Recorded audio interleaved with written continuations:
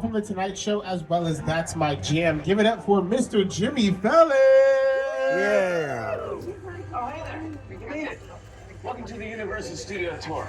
I'm Jimmy Fallon. I'll be making sure you get through this experience in one piece. You've got the very best guy. Your boy, Mr. Hollywood. And the greatest driver. Chad. They're the best. I love that. Even though Mr. Hollywood. owes me $5. Whoa, hold on. $5. I know you guys are excited to get on the tour, but first, a few safety rules. Jimmy, you only told me to say my name there, player. You didn't say nothing about $5. I need that. I'm going to Raising Cane's after this. But listen, I can't tell everybody the safety rules real quick. If y'all got if y'all need guest assistance, have a medical emergency, drop something of value off the side of the tram, any sound or video issues, just reach up, grab the red cord that runs along the center of the ceiling of the tram, and I'll be back to assist you when it's safe to do so. But otherwise, during the entire tour, please keep your arms, legs, and items inside the tram at all times, all right? The studio is private property, so if at any time you drop your phone or just can't wait to use the restroom, just pull the cord and remain seated, and please no smoking of any kind during the tour. Also be prepared, the tour is going to feature some loud noises, sudden tram movements, fire effects, and many water effects, so do have those cameras out for great photo opportunities. Just keep an eye on them so they don't get wet, and for your safety and those around you, no selfie sticks while y'all are on board, all right? Now remember, the tour is 45 minutes to an hour, all right? So throughout my tour, I might do what is called energy checks. I just want to make sure you guys are paying attention, so I might ask, let me hear your loudest woos, just yell at me, scream at me, make sure you guys are staying nice and awake, especially because some of you dads like to fall asleep, and then y'all end up missing out on some of the, favorite sets and movies, and then y'all getting mad. So I'm gonna make sure everybody's staying nice and awake, all right? So we are heading down what is called the Universal Timeline, all right? This timeline showcases a few of the thousands of movies that we have filmed here at Universal Studios, right? Now, the cool thing about this timeline, one thing about this timeline is it doesn't really showcase exactly what Universal Studios has to offer, right? Now, Carl Laemmle, when he opened Universal Studios, he opened it within its very own city. He wanted to create his very own movie city. So because of that, we have to have our very own fire station here on the lot. Now, it does look like the doors are open, but it doesn't look like any of the trucks are here. Well, the boys are right there. How's it going, y'all? I was going to say, it doesn't look like any of the trucks are there, but they're there. There they go. Looks like they're all heading out right now, just making sure everything's nice and safe here on the lot. But as you guys can see, a couple of things that we have filmed here on the back lot, all right? You guys can take a look here on your left-hand side. You guys can notice some posters here, like The Nutty Professor with Eddie Murphy. We have The Mummy with Academy Award winner Brendan Fraser, all right? I like saying that now, all right? If we're going to dress Brendan Fraser, we got to dress him right? Now, over here on your left, we have Soundstage 12 that's coming up. This is the oldest and largest soundstage here at Universal Studios Hollywood. Now, a couple of things that I've filmed inside of Soundstage 12. You guys can take a look here at your screens, but Frankenstein, Dracula, How the Grinch Stole Christmas, Couples Retreat, even scenes for Jurassic Park and Back to the Future, all filmed right here inside of this building. Also, they filmed about 12 to 13 seasons of The Voice here before they switched them over to some of our newer sound stages. Now, the main question that's probably all on your mind right now is, well, how are you guys able to film all these different things inside all of these buildings here without it making, without it having to change everything? Well, that's because all of our sound stages start off exactly how you guys saw at the end of that clip there. So basically, they start off like empty warehouses, or for my artists who like to paint and draw, you guys know what a blank canvas is, right? So that's exactly how the sound stages look. So if you guys can look inside there, it looks like a blank warehouse, right? It looks like they're taking some stuff out there, they're clearing out the sound stage, but that's essentially what it is. And once the set designer, the artistic director, if they use one, and the director get together, they all come together to say, this is what I want my set to look like, this is what I want it to be, and this is how I want it to be designed, XYZ, this is the kind of lighting we need. And once they come together, the guys over in the mill work to build the set pieces that they need, and then they get moved inside of the sound stages here. Now, another cool thing here, oh, there's the firefighters. They're coming back here, probably just making sure things are safe here on the lot. How's it going, boys? Now, the other cool thing is I'm gonna play this clip back. If you guys look at the top of the sound stages, we have what are called catwalks. Now, the thing with the catwalks is that we are able to change the lighting inside of the sound stage. So basically, it kind of just looks like a plain old warehouse with regular lights. We can actually change those lights out. We can add different sort of bulbs, maybe some sort of gels and things like that to really dress the set on how we want it to look. So all of that right here was filmed inside of these sound stages here. And there's that shot there, you guys can see it. But Soundstage 14 here on your left was home to the cast and crew of Bel Air. Now, Bel Air just premiered its 4th and final season on November 24th, so congratulations to the cast and crew, but they're all now moving on over to some newer projects. But don't fret, because as one thing leaves the sound stages, we always have another production moving in. So over in sound stages 18 and 19, we have our new series, The Paper Filming. Hi, Studio Tour. We're here on the lot where we filmed a paper which follows our characters' day-to-day lives as employees of a struggling newspaper, the Toledo Truth-Teller. That's right. Unlike many other TV shows, the paper uses multiple cameras and a variety of shot types and movements to give our show a true documentary feel. Because the camera is always around whenever we're on the set, it's important that we stay in character. Hey, Oscar, what's your favorite part of working on the lot? I wasn't expecting you to ask me that question. You know what? I love being around talented, wonderful, hilarious people. I also get to work with Chelsea Fry. How about you, Chelsea? What's your favorite? Oh, I love waving through the trains. Oh. Okay. You can probably stop waving now. No, it's fine. Just try. Yeah? Yeah, just try it. It's great. Now, before anything gets put inside of the sound stages, this is where they build the stuff here, the mill. It's like they're closed right now, so they might be out today, taking a little break. But usually throughout the week, they're building those set pieces and getting them moved in so that way they can start filming new scenes and different episodes or, different sort of movies and projects. Now, before anything gets moved inside of here, though, they're going to start off in these buildings that we're about to pass by real quick. Now, can y'all say what up to my boy Ted real quick? What's up, Ted? How's it going, buddy? Now, Ted's got his very own television show on Peacock, if you guys didn't know already, all right? Trust me, it's super funny. It's almost like the live-action version of Family Guy, so unfortunately, kids, you guys can't watch this one, but trust me, it's a great series, all right? Now, these production bungalows are home and have been home to many famed producers. Recently and currently on the lot, we have Mark Platt Productions. Mark Platt has been killing the box office here, literally. I mean, bring you guys part one of Wicked with Ariana Grande and Cynthia Erivo. Then he changed it up and brought you guys How to Train Your Dragon with Mason Thames and Gerard Butler. Then brought it back to Wicked for Good, again with Ariana Grande and Cynthia Erivo. But there's another special bungalow here that you guys are going to see. It's bungalow 5195. Now, this bungalow is so special in fact that none of the other producers and directors wanted to move into move their offices in there. That's because it was home to famed director Alfred Hitchcock. Who said he could fit to that office? I said, no, I can't. Why? I've used it. Very excited just to know that he was there and walk by and know he was in that office. Hitchcock is very correct. I saw Hitchcock walking around the commissary. Hitchcock had his bungalow on the lot. I get to go see Alfred Hitchcock. I loved working with him. I highly respected him. He really understood fear and terror. Birds, that was a really scary movie. Birds? Oh, man. That had me looking at crows like for the next 10 years. Psycho, of course. Very good. The all-time great masterpiece. Hitchcock's master. I mean, I'm honestly kind of with Denzel on that one. I personally haven't looked at a bird the same since watching that film. Honestly, I'm under the impression that birds aren't even real animals, if you ask. My bad. I've been off topic. But listen, here's the Metropolitan sets over here.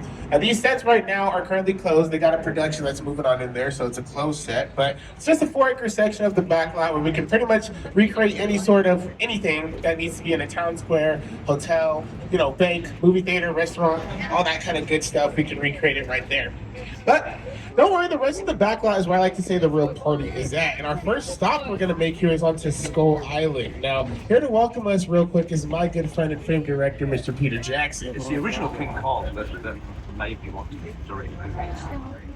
Saw that movie on TV when I was about 8 years old. I like films that just take you away from your real life and sweep you up an adventure. Kong literally does that. I mean, you're on board the ship, you're sailing to a lost island, you're encountering monsters and creatures from prehistoric times. So I was thrilled when Universal invited me back to Skull Island, and it's great to ride. Now, we have created this 3D immersive experience, so you're going to have your glasses ready. Don't put them on yet, but just have them in your hand because we're about to return to Skull Island. And about to return to Skull Island, we are indeed. All right, ladies and gentlemen. Now, if you guys don't know much about Skull Island, it houses a very, large, and some would say majestic, but others would say scary creature. Now, I am a big fan of this creature, all right?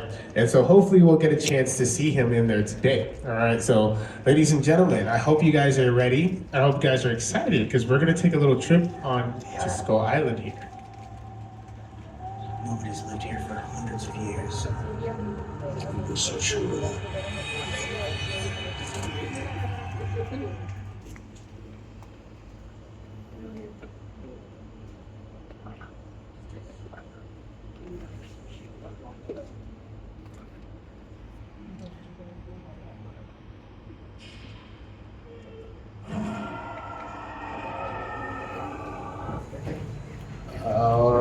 ladies and gentlemen.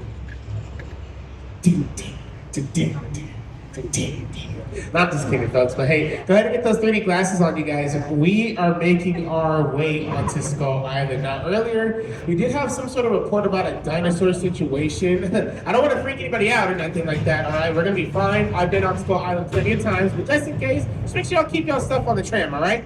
But other than that, keep back, relax, while I continue to tell you guys about one of the most magnificent creatures to ever grace humankind. Ladies and gentlemen, welcome to Skull Island. So as I was saying, folks, standing at about 10 feet tall, wearing I thought they said they had these dinosaurs taken care of. Oh man, what are you doing? Only the bigger dinosaurs. Y'all seen Jurassic Park, right? Just hold your hands out, maybe they'll stop. Okay, never mind, hang on.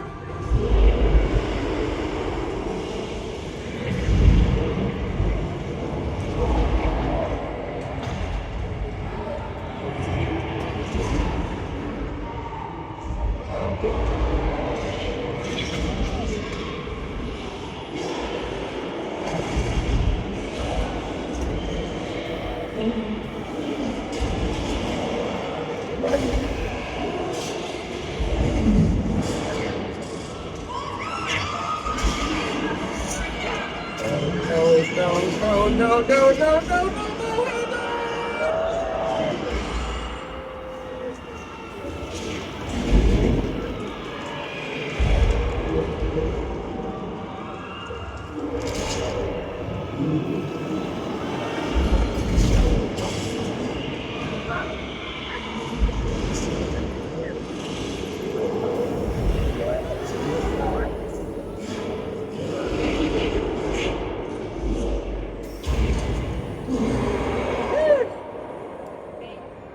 Ladies and gentlemen, that was King Kong 360 3D. Built on some of the world's largest 3D screens, standing at 40 feet tall and 180 feet wide.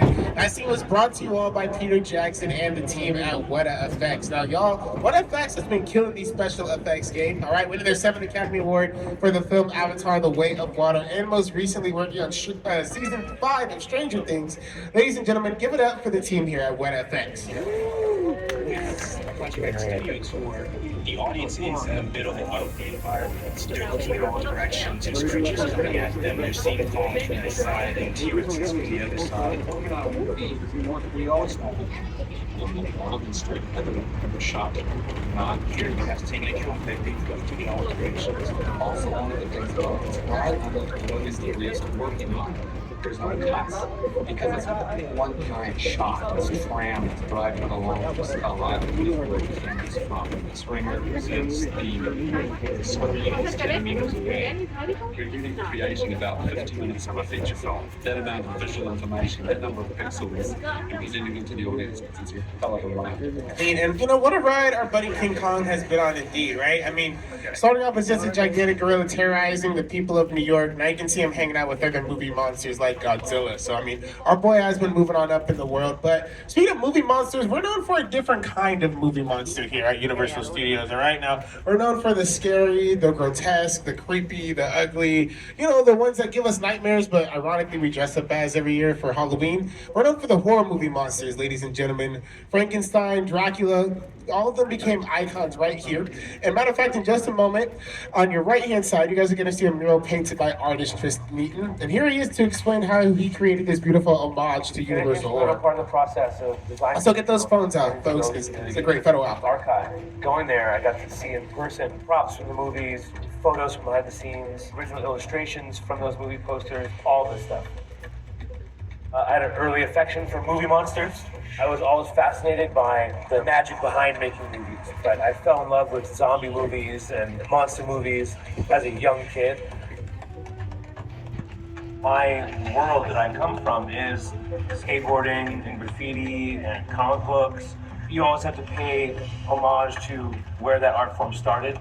And for me, it started with painting stuff in the street illegally, you know, tagging billboards and dumpsters. You know, without that, I never would be here using spray paint like this.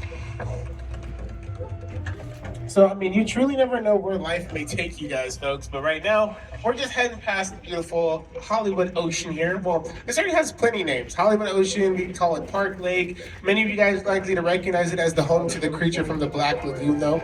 You know, he celebrated his 70th birthday last year, and he's a part of our legacy of horror films that stretches all the way back from Dracula to our now recently opened Dark Universe, which opened at Universal Epic Universe in Orlando last year, all right?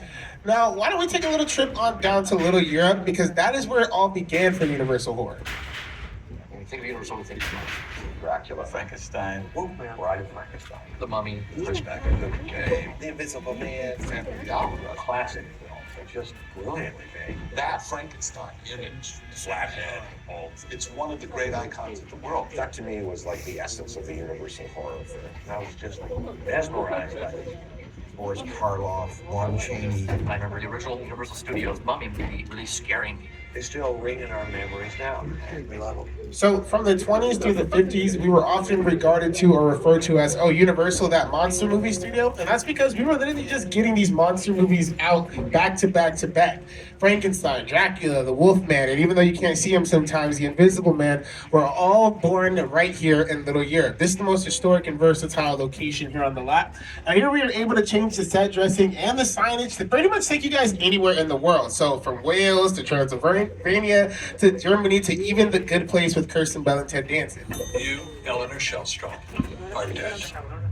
Cool. This location, the afterlife, come on. I have never ever seen this. You're in the good place. I'm not supposed to be here. I can't risk going to the bad place. Maybe it's not all that bad. How can I help you? What is the bad place like? Well, it doesn't sound awesome. So obviously going to the bad place doesn't sound awesome, but you know what does is how many different places Little Europe itself has been transformed into.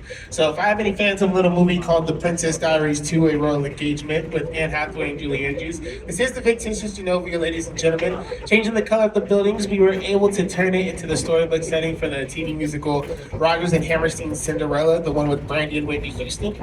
You've actually seen it provide a couple of spooky locales from Buffy the Vampire Slayer as well as Angel.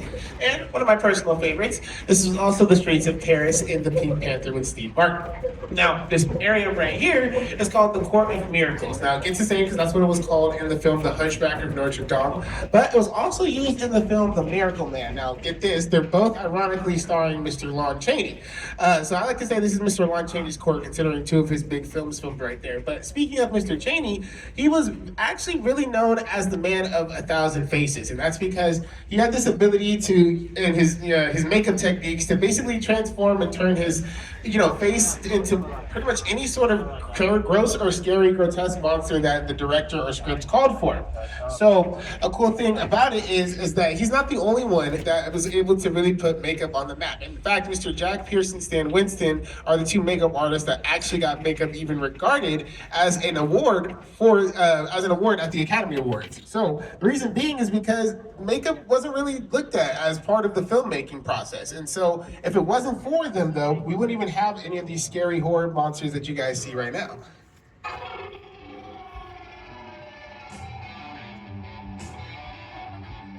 And one of my personal favorites, just because I'm a big fan of horror films, all right? But Mr. Jack Pierce not only is the creator for some of your favorite Universal monsters, but he's also the creator of the Terminator, the Alien, and the Predator as well. And another fun fact, both the Alien and the Predator suits are both actual costumes with practical effects. So the actual Predator suit can actually have a plasma cannon that comes up. They have a little button attached to it that makes the actor in the suit be able to do that. And same thing with the Alien suit, the actual double mouth thing is practical as well. So it's really cool. Jack Pierce really went all out. Now, I was talking to one of my director buds earlier to see if we can go ahead and take a look inside of a sound stage here. He said, yeah, why don't you guys go ahead and take a look inside Soundstage 50. It's my set here, but it's a hot set. So you guys can take pictures and stuff, just don't touch anything. Now, with a hot set,